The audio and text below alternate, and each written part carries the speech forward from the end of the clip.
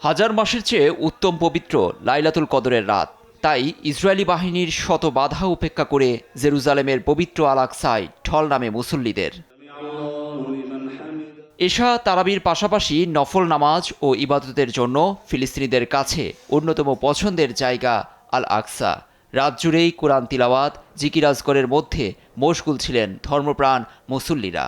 চোখের জলে দুহাত তুলে খোদার দরবারে গুনাহ মাফে করেন ফরিয়াদ। বিশেষ করে গাজায় নির্যাতিত মুসল্লিদের জন্য হয়েছে বিশেষ মোনাজাত। আল আকসায় রাত যত গভীর হয় বাড়ে মুসল্লিদের ভিড়।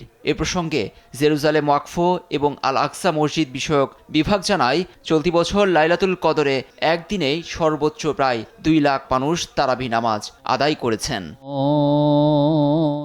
এদিকে লাইলাতুল কদরে সৌদি আরবের মসজিদুল হারাম এবং মসজিদ নববীতে নামাজ আদায় করেন 30 লাখের বেশি মুসল্লি।